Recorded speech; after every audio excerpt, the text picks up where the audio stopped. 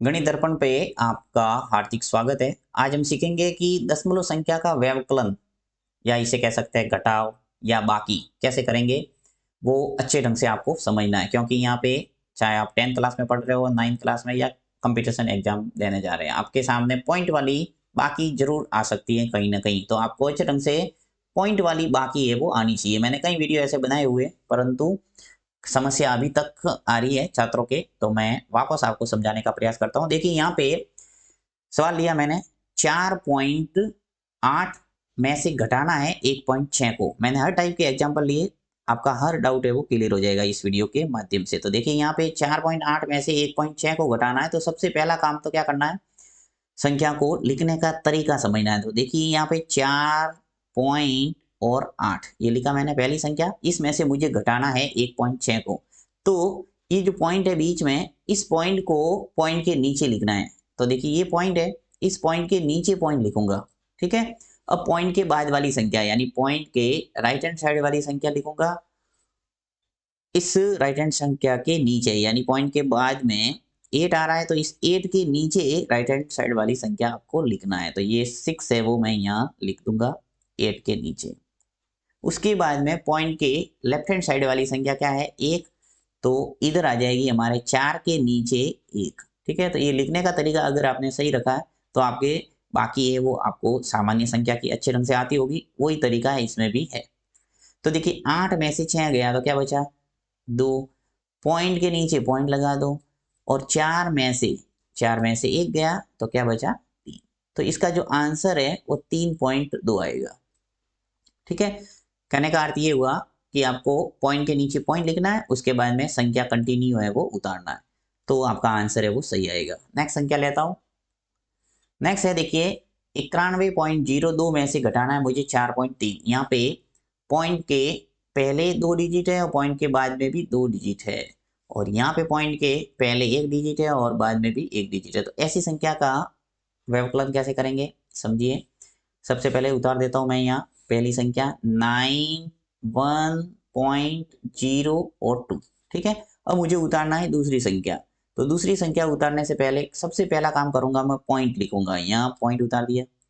अब पॉइंट के बाद वाली संख्या कंटिन्यू लिखूंगा, ये 3 है तो इस 0 के नीचे 3 आएगा। बहुत जने गलती कर लेते हैं कि पहली पहली संख्या ये पहली संख्या के नीचे आएगी, ये गलत हो जाएगा। ऐसे आपको ध्यान रखना पॉइंट के बाद कंटिन्यू उतारना शुरू करना है। तो यहाँ पे देखिए 0 के नीचे है वो 3 आएगा।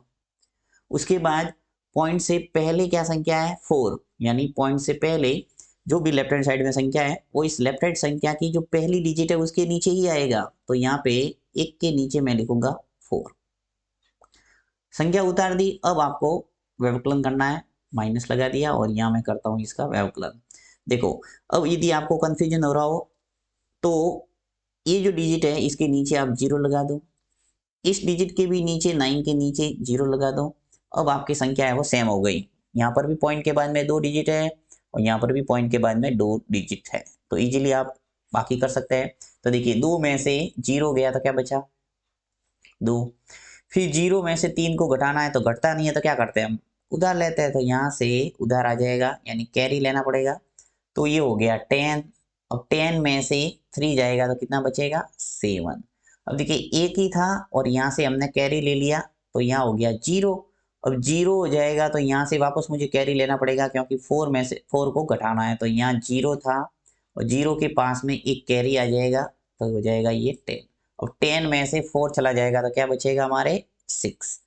पॉइंट के नीचे पॉइंट ये आपको उतारना ही है।